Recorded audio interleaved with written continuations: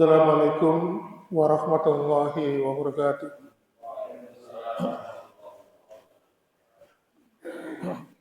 Alhamdulillahilladzi hamdan katsiran thayyiban mubarakan fi kama yuhibbu rabbuna wa yarda. Asyhadu an la ilaha illallah wahdahu la syarika lah wa asyhadu anna Muhammadan abduhu wa rasuluh. Allahumma shalli wa sallim wa barik ala Muhammadin wa ala alihi wa ashabihi wa man tabi'ahum bi ihsanin ila yaumil wa ya ibadallah usikum wa nafsi bittaqullah wa faqad fasal muttaqun. Qala ta'ala fi kitabil karim a'udzu billahi as-sami'il 'alim minas syaitonir rajim ya ayyuhalladzina amanu taqullaha haqqa tuqatih wa la tamutunna illa wa antum muslimun. Alhamdulillah, senantiasa kita bersyukur kepada Allah Subhanahu wa taala yang telah memberikan berbagai macam nikmat-nikmat kepada kita sekalian. Nikmat itu tidak pernah kita minta, nikmat itu tidak pernah kita bayangkan. Karena apa? Karena kita juga tidak pernah bisa milih nanti hidup di dunia itu jadi anaknya siapa, jadi orang mana. Tetapi ketika Allah Subhanahu wa taala menjadikan kita lahir di dunia ini, mendapatkan hidayah, mendapatkan rahmat, taufik, ya. Lalu kemudian kita menjadi hamba-hamba yang beriman dan bertakwa kepada Allah Subhanahu wa taala, maka itu adalah sebuah kenikmatan. Karena apa? Komparasinya adalah kita lihat di luar sana banyak orang-orang yang mulai dari lahir hingga meninggal dunia, banyak di antara mereka yang tidak kenal dengan Allah Subhanahu wa taala. Banyak di antara di luar sana banyak sekali orang-orang yang lahir dari rahim seorang ibu yang tidak mengenal Allah Subhanahu wa taala. Tetapi kita tanpa pernah meminta kepada Allah, Allah menjadikan kita menjadi hamba-hamba yang suka sekali senantiasa menetapkan dirinya, beristiqamah, menjalankan ketaatan, menjalankan ibadah kepada Allah Subhanahu wa taala. Makanya ma'asyiral muslimin, kalau kita menyadari, berarti kita ini sudah termasuk apa yang dikatakan oleh Allah di dalam surat Ali Imran di ayat ke-185. Wa may yabtaghi ghairil islam fala yuqbala minhu wa huwa fil akhirati minal khasirin. Entah itu 185 atau 85, saya agak lupa. Yang artinya barang siapa yang dulu dalam kehidupan dunia mencari agama selain Islam fala yuqbala minhu, maka agama itu tidak akan pernah diterima oleh Allah. Wa huwa khairu minhu wa huwa akhirati minal khasirin, dan di akhirat nanti dia digolongkan oleh Allah sebagai orang-orang yang rugi. Makanya kalau menjadikan agama selain Islam itu di akhirat menjadi orang rugi, maka di dalam ayat yang lain Allah mengatakan inna dina indallahil Islam. Di dalam surat Ali Imran ayat 91, sesungguhnya agama yang diridhoi oleh Allah hanyalah Islam. Jadi kalau kita ingin mendapatkan kebahagiaan dunia dan akhirat, maka jadikanlah Islam itu sebagai kendaraan kita mendapatkan kebahagiaan dunia dan akhirat. Ma'asyiral muslimin, itu sebagai mukadimah. Pada pertemuan pada malam hari ini, sesuai dengan judul yang sudah diumumkan, judulnya cukup bikin penasaran. Kenapa Ismail bersedia menyerahkan lehernya kepada ayahnya untuk disembelih? Jadi saya menyampaikan ini karena berdasarkan sebuah penelitian dari beberapa kalangan yang sangat peduli dengan tingkat tumbuh kembang dan mereka yang suka berkecimpung dalam dunia kenakalan remaja. Peneliti itu menyampaikan bahwa 80% anak yang durhaka kepada ayahnya, 80% anak yang durhaka kepada ayahnya disebabkan karena cerita buruk dari ibunya. Jadi intinya 80% anak yang durhaka kepada ayahnya gara-gara ibunya ngasih cerita yang gak baik tentang ayahnya kepada anaknya. Nah, lalu bagaimana penjabarannya? Maka kita akan bahas di sini. Nah, untuk menunjang mukadimah yang baru saja saya sampaikan tadi tentang penelitian, 80% anak durhaka kepada ayah itu karena cerita yang tidak baik dari ibunya tentang ayahnya, maka kita ngambil suri toladan yang baik dari keluarga Nabi Ibrahim. Jadi ma'asyiral muslimin, kenapa Ismail ini kok mau menyerahkan lehernya kepada ayahnya untuk disembelih, padahal Ismail itu tidak pernah ketemu ayahnya.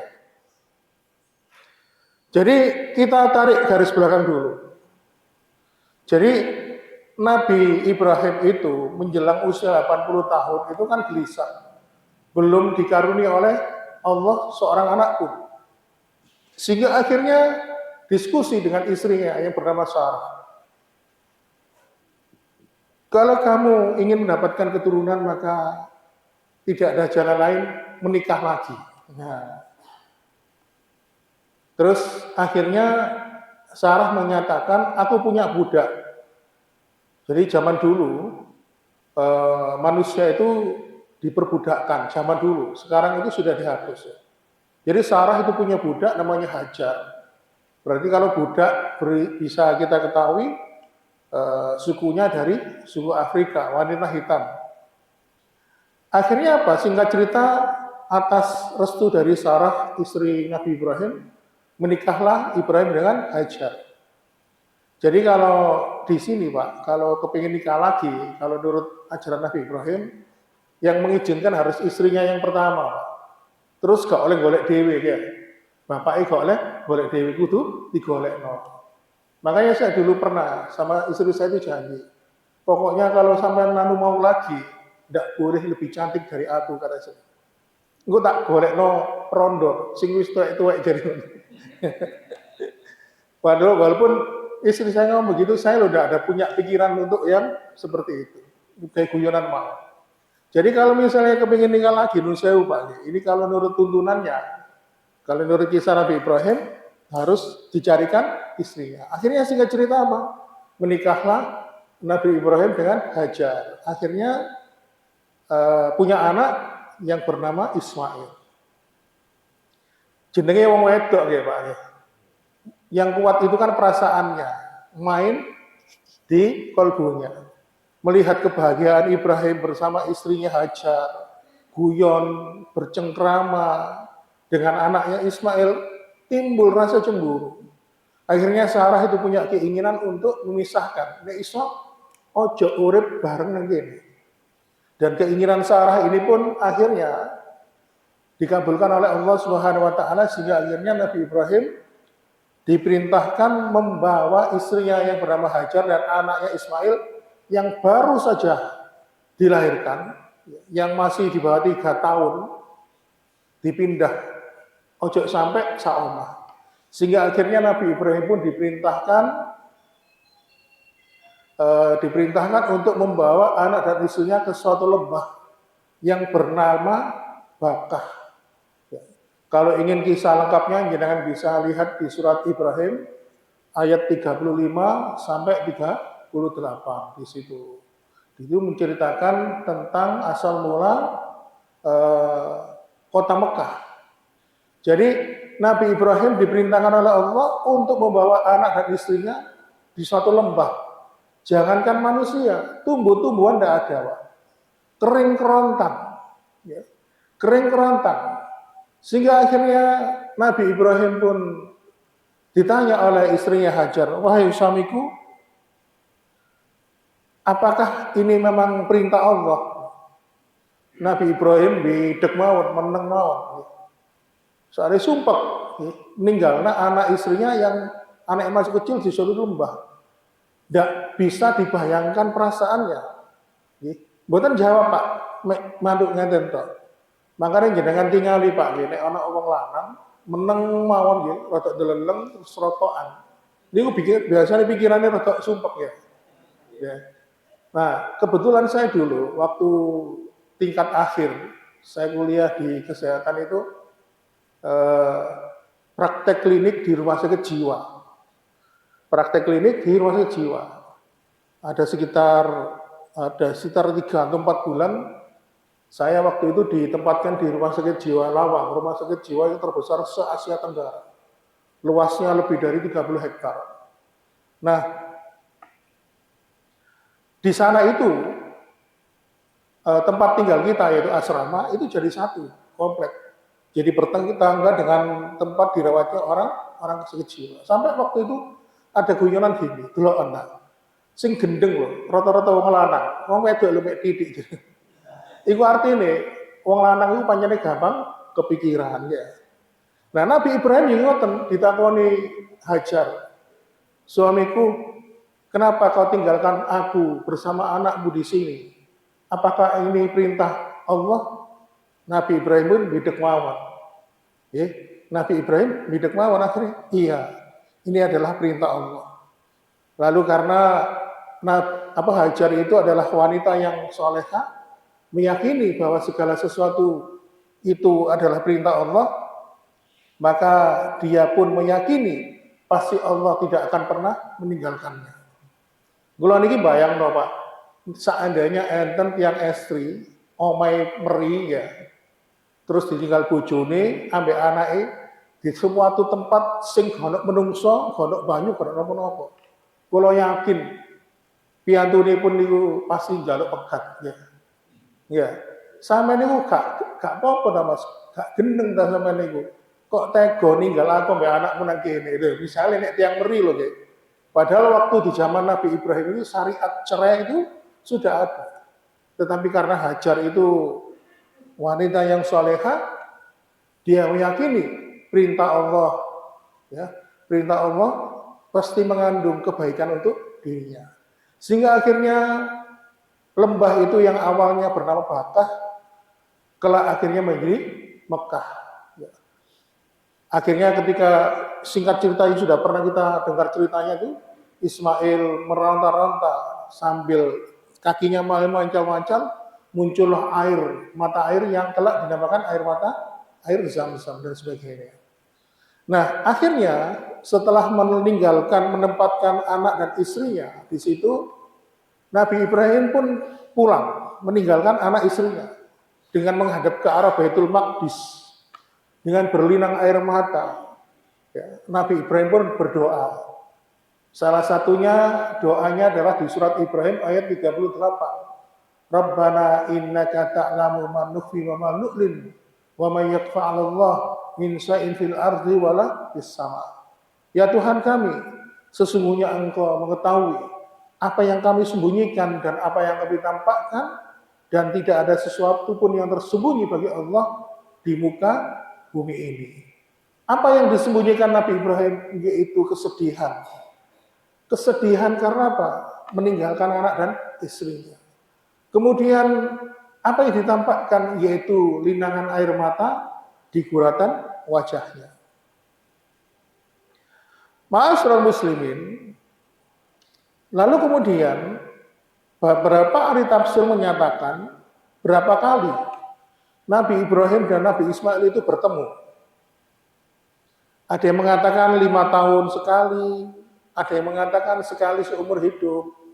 Tetapi pendapat yang paling kuat itu adalah pendapat dari Imam Ibnu Katsir yang menceritakan Nabi Ibrahim pulang menjenguk anak istrinya itu sekitar 1 tahun sekali.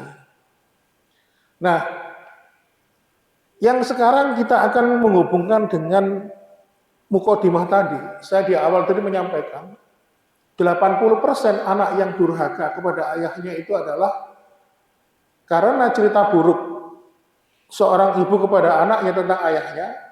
Maka di sini ketika Hajar harus mendidik Ismail sendirian karena jarang ketemu Nabi Ismail. Nabi Ismail cuma bertemu berapa kali? 5 kali ya. Nah, suatu ketika mengasuh Ismail itu pernah bertanya kepada ibunya, "Ibu, siapakah ayahku?" Hajar menjawab, menceritakan seluruh kebaikan ayahnya, menceritakan semua kelebihan dan kehormatan ayahnya. "Anakku, kamu harus bangga. Ayahmu adalah seorang nabi yang bernama Ibrahim. Ayahmu saat ini dapat tugas dari Allah untuk mengemban tugas dakwah, menegakkan tauhid, mengesahkan Allah. Dan ketahuilah anakku yang melawan Raja Lalim dan Zalim yang bernama Raja Namrud juga ayahmu. Sehingga akhirnya ketika Hajar ini mengasuh Ismail sendirian, ya, setiap kebaikan ayahnya diceritakan.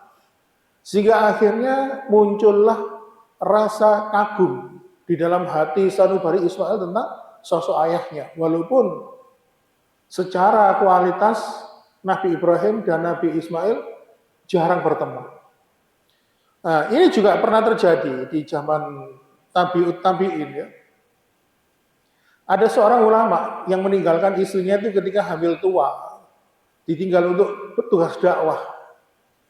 Sehingga anaknya ketika besar itu pernah ditanya, kamu ingin jadi apa kalau nanti besar? Aku kelak ingin jadi seperti ayahku. Rupanya sang ibu ini menceritakan semua kebaikan suaminya kepada anaknya.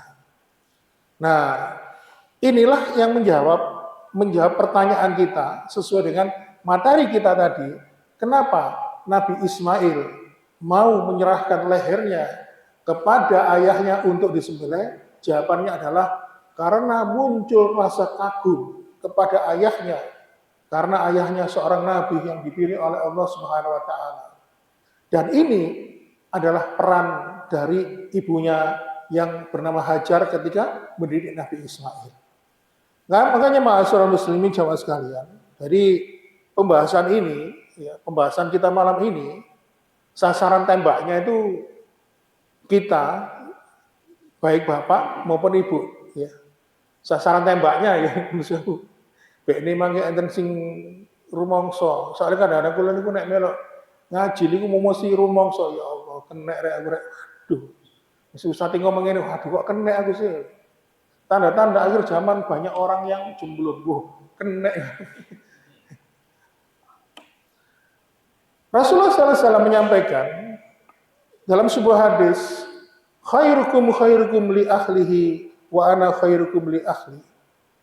Sebaik-baik kamu adalah bukan menjadi seorang kiai, menjadi seorang ustadz. Sebaik-baik kamu adalah bukan menjadi seorang kaya raya, orang yang dermawan. Sebaik-baik kamu itu bukan menjadi seorang pejabat, tetapi sebaik-baik kamu adalah orang yang paling baik perlakuannya, pelayanannya kepada keluarganya. Maka kalau kita bisa tersenyum, maka berikanlah senyum termanis kita untuk keluarga kita. Ini ma'asyiral muslimin. Jadi kalau kita misalnya menjadi seorang laki-laki yang diberikan tanggung jawab sebagai seorang suami, maka kalau kita ini mampu memberikan pelayanan kita yang baik kepada istri kita, maka pasti istri kita itu akan menularkan kebahagiaan yang dia terima. Makanya para ulama itu pernah menyampaikan, kalau kamu ingin berbagi kebahagiaan, bagilah kebahagiaanmu itu dengan istrimu. Karena apa? Kalau istrimu bahagia, pasti dia akan menularkan kebahagiaannya kepada anak-anakmu. Ya. Nah, seperti ini Hajar ini selalu menceritakan kebaikan ayahnya kepada Ismail, menceritakan kelebihannya, menceritakan keistimewaannya, sehingga Ismail pun muncul rasa kagum terhadap ayahnya sendiri. Kebetulan menurut Ibu Eli Risman, seorang pakar psikologi, menyampaikan Indonesia itu darurat ayah. Ayah ada di rumah, tapi perannya nggak ada.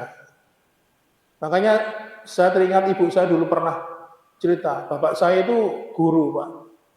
Pernah mendapat penghargaan sebagai guru terbaik. Ya. Waktu itu se-Jawa Timur, saya lupa. Karena guru akhirnya waktu itu dapat promosi jadi kepala sekolah. Tapi ditempatkan di Pulau Bawean. Akhirnya tahun 90-an ke Bawean itu belum ada pesawat. Kalau naik kapal itu ombaknya besar itu 10 jam. Langsung ibu saya itu diskusi, gak usah. Akhirnya menghadap ke kepala dinas dengan hormat menolak. Alasannya kenapa? Ibu saya bicara, karena ingin memaksimalkan peran ayah. Walaupun bapak saya dulu itu punya prestasi, tetapi karena ingin menjadikan peran ayah di rumah, karena ibu saya ngomong ini, anak itu butuh ketemu bapak ibu dino. Ya. Di situ ada interaksi, ya. Sering guyon-guyon, sering diskusi dan sebagainya. Itu akhirnya memunculkan peran. Makanya sampai dibelani menolak promosi jabatan kepala sekolah. Nah, salah satu temannya bapak saya yang sempat jadi kepala dinas pendidikan provinsi, namanya Pak Rasio, yang sering muncul di Cerdas Cermat TVRI, itu temannya bapak saya. Ya, kebetulan kalau main ke Surabaya sering ketemuan, dengan Pak Takim mesti tahu Pak Rasio ya. Itu contoh. Jadi sekarang Indonesia itu darurat ayah. Nah sekarang peran ayah itu sudah mulai bergeser.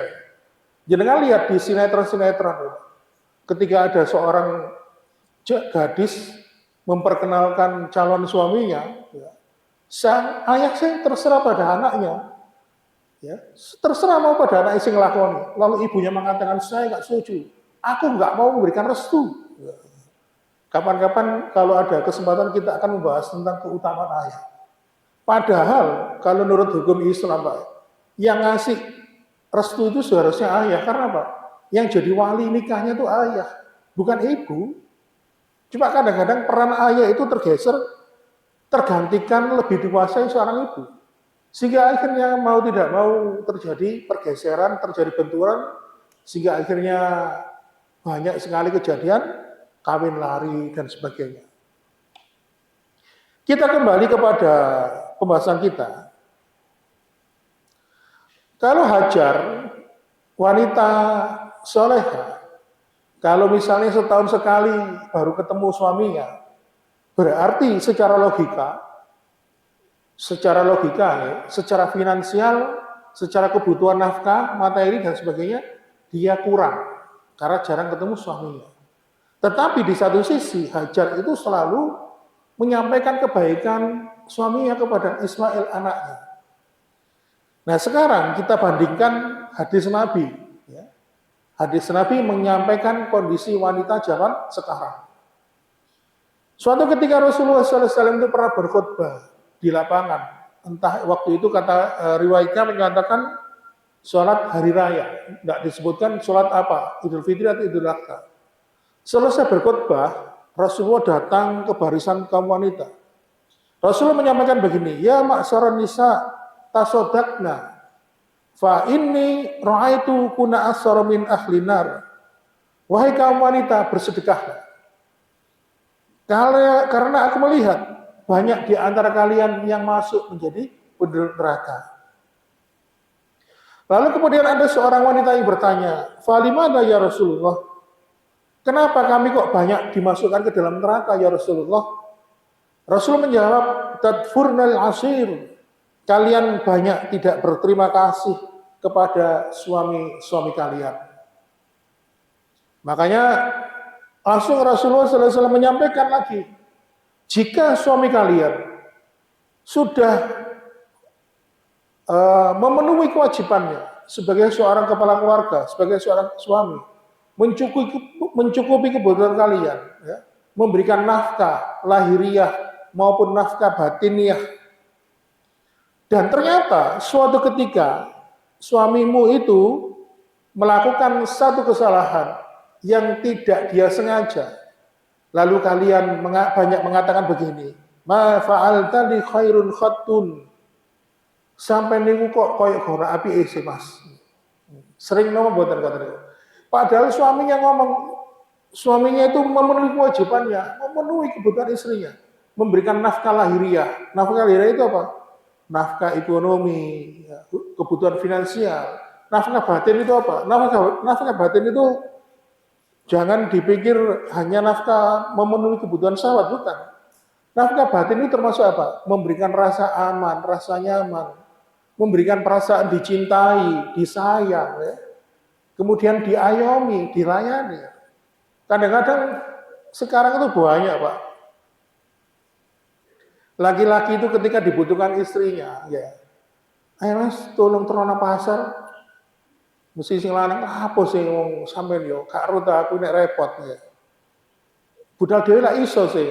Padahal kadang-kadang wanita itu kan perasaannya yang didahulukan ya, yang dominan perasaan. Jadi ingin didapat pelayanan dari suaminya. Makanya guru saya itu pernah bilang, kalau kamu nanti sudah punya istri, itu sering-seringlah ajak istrimu keluar. Ya. Misalnya, kadang-kadang wong wedok iku nek dijak metu seneng. Metu nanti tunggu bensin. Cuma seneng Pak, dijak mlaku-mlaku delok bangun seneng. Padahal ya memberikan rasa bahagia kepada istri itu luar biasa dengan sesuatu yang tidak perlu muluk-muluk. Nah, kembali ke pembahasan ini, banyak wanita itu yang ketika suaminya sudah memberikan kebutuhannya, memenuhi kewajibannya, dia mengatakan, kamu kok nggak ada baiknya. Perkataan inilah yang menjadikan kalian, kata Rasulullah, menjadikan wanita itu kebanyakan masuk neraka. Oleh karena itu, ma'asyiral muslimin, wasumratal mu'minin, rahimakumullah.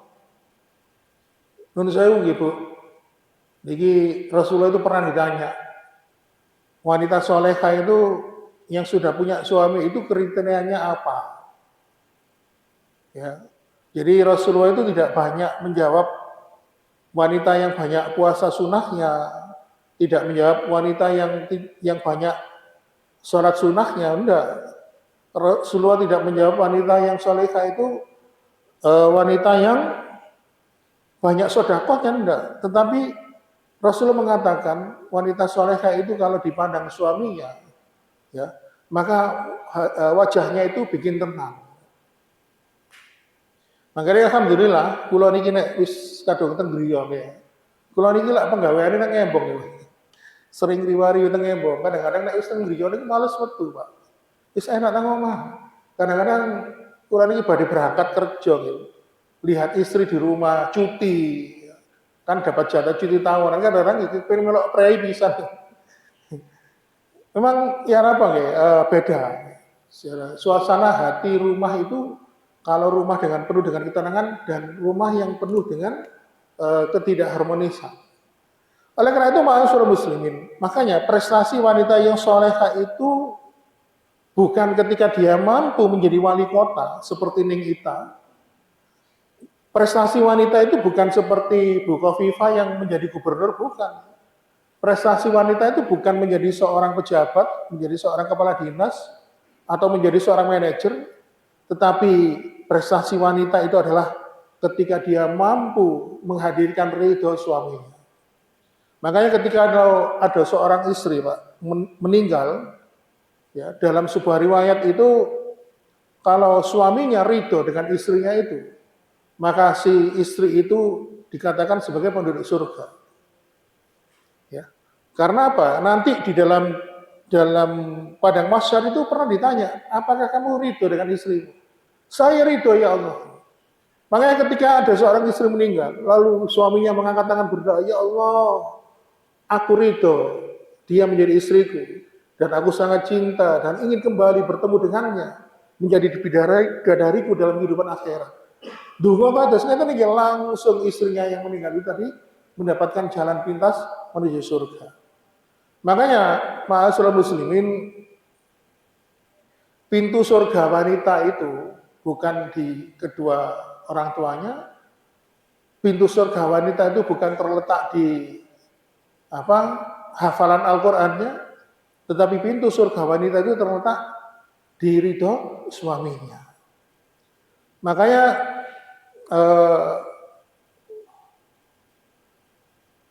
kalau ada wanita yang ruwet, jenengan nate kepanggih wong wedok ruwet apa? Kebetulan kula niki lah pernah kerja di rumah sakit. Kula sering ketemu model menungso kaya napa mawon ketemu. Sing paling ruwet niku enten. Wis urusane enak digawe ruwet nggih enten mawon. Biasa nek wong wedok ruwet ngoten niku hubungannya dengan suaminya kurang baik. Mesti rata-rata. Walaupun tidak presentasinya juga tidak jarang. Nah, ma'asyiral muslimin, jadi keberkahan wanita itu seperti yang dicontohkan oleh Hajar tadi. Bahwasannya dia taat dan patuh kepada suaminya. Kalau misalnya dia tadi ditinggalkan oleh suaminya di sebuah lembah yang gersang, yang tidak ada tumbuhan, tidak ada manusia di situ. Terus suami mengatakan menjawab, ini adalah perintah dari Allah. Maka karena dia patuh dengan suaminya, maka dia pun patuh atas perintah Allah Subhanahu wa taala. Maka ma'asyiral muslimin, Allah Subhanahu wa taala seorang memuji ya, memuji seorang wanita sampai dijanjikan oleh surga. Jadi orang-orang yang soleha itu adalah orang-orang yang menjadikan surga itu sebagai tempat tinggalnya. Makanya kalau ada seorang wanita yang soleha, yang beruntung adalah suaminya. Jadi kan pernah dengar kisah Ummu Sulaim? Ini gatel, tapi oleh duit paling banyak. Gatel terus ya Pak. Apa mungkin kangen buan lu gitu. Tapi gatel tok tapi nggih.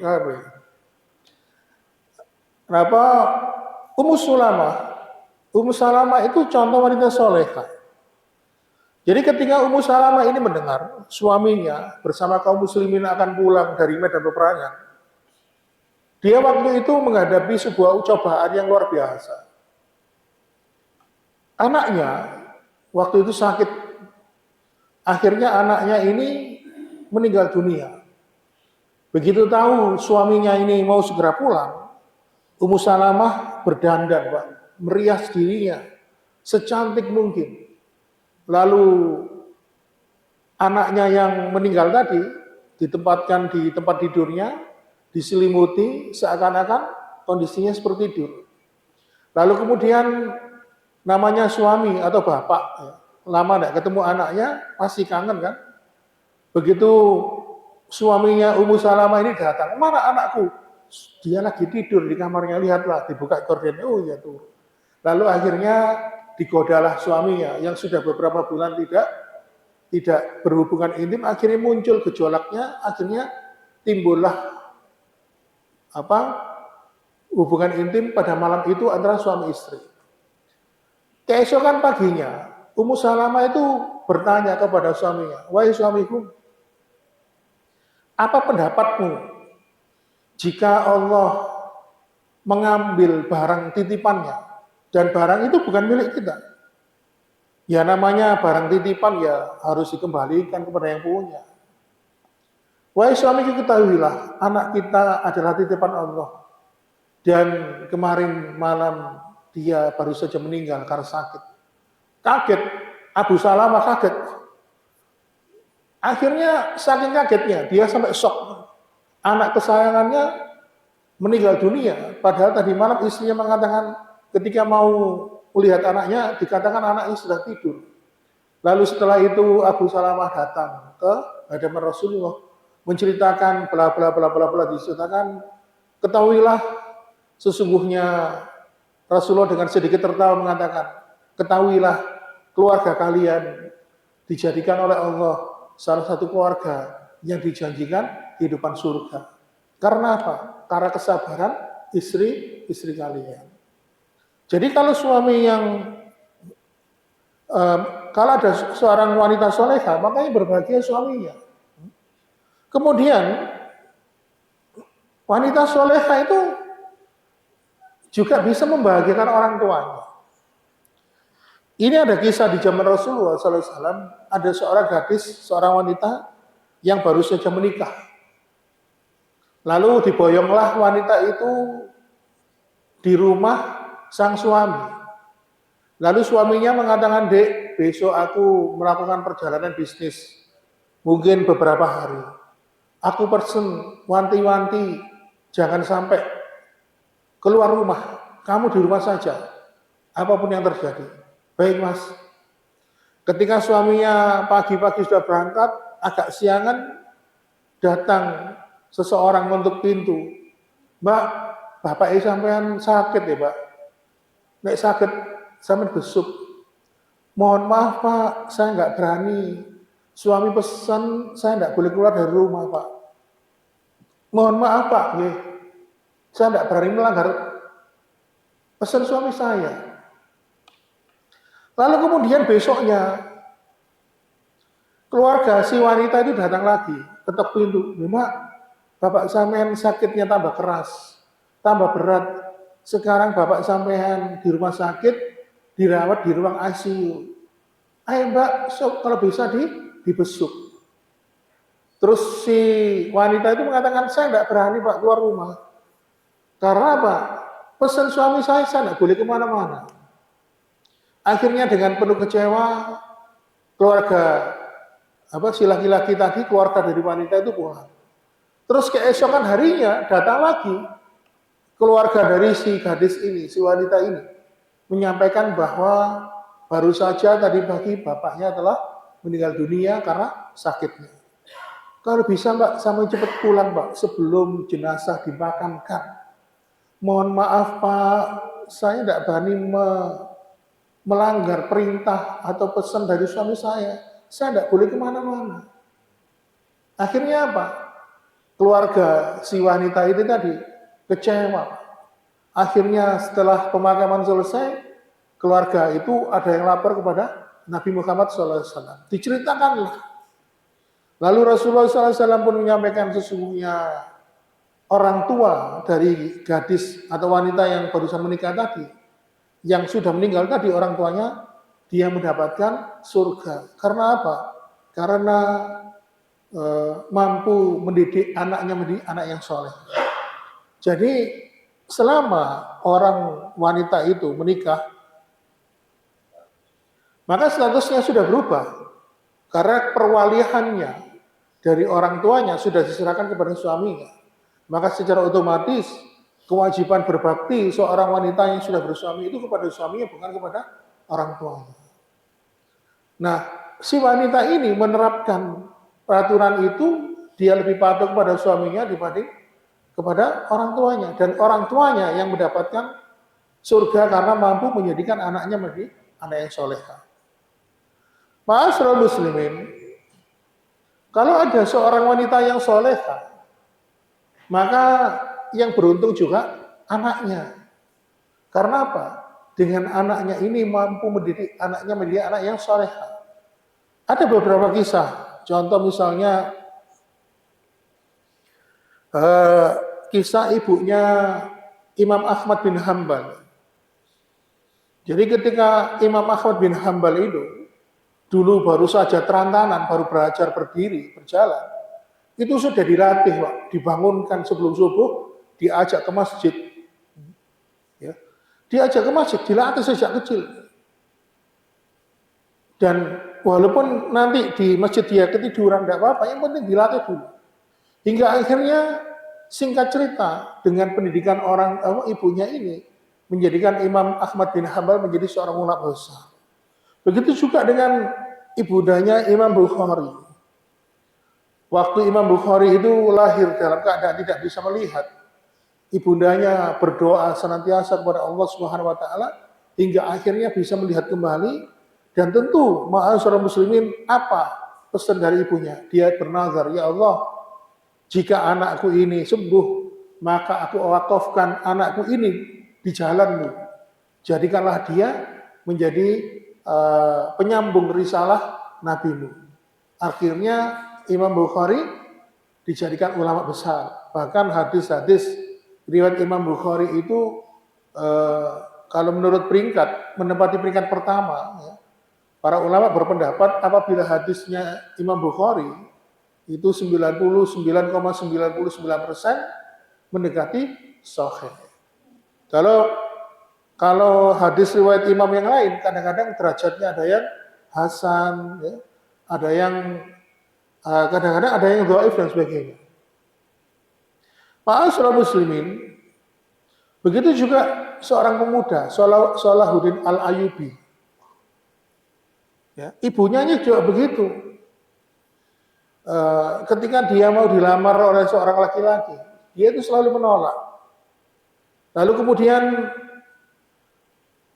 gurunya dari ibundanya Salahuddin Al-Ayyubi itu bertanya, Aku sering menjodohkan kamu dengan laki-laki, tapi kamu kok gak mau, kenapa? Lalu akhirnya wanita mengatakan, aku akan mau menikah dengan laki-laki apabila dia berjanji padaku mampu mendidik anakku kelak yang mampu menaklukkan Baitul Maqdis. Sehingga akhirnya Allah kabulkan Ibunda Salahuddin Al-Ayyubi ini bertemu dengan seorang laki-laki yang mampu mendidik Salahuddin Al-Ayyubi yang kelak usia 19 tahun mampu menaklukkan Baitul Maqdis. Inilah ma'asyiral muslimin wa suratal mu'minin rahimakumullah. Maka dalam kisah Nabi Ibrahim ini yang kita peringati di penghujung bulan Dzulhijjah, sekarang insya Allah tanggal 22 Dzulhijjah ya, menjadikan semangat kita bahwa bagaimana Allah Subhanahu wa taala menjadikan keteladanan keluarga Nabi Ibrahim itu sebagai contoh untuk kita. Bagaimana seorang Nabi Ibrahim walaupun jarang bertemu dengan anak dan istrinya mampu memberikan pelayanan yang terbaik kepada keluarganya.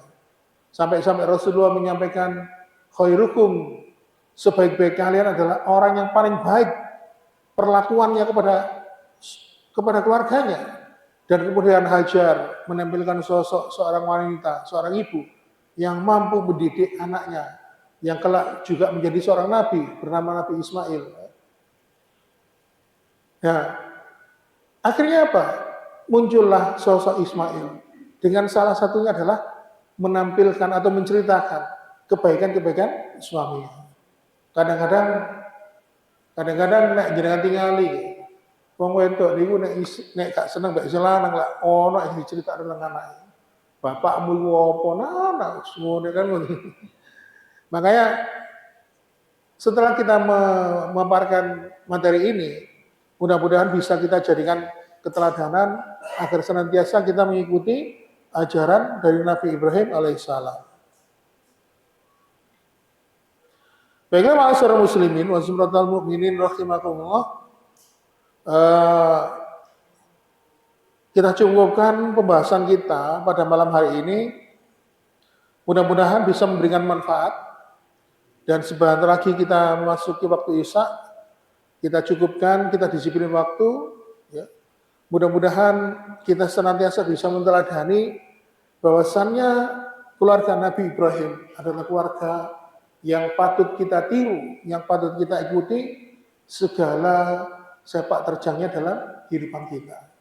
Oleh karena itu, walaupun Nabi Ibrahim itu jarang ketemu anaknya, ya, Nabi Ibrahim itu selalu terikat hatinya dengan anaknya. Kenapa?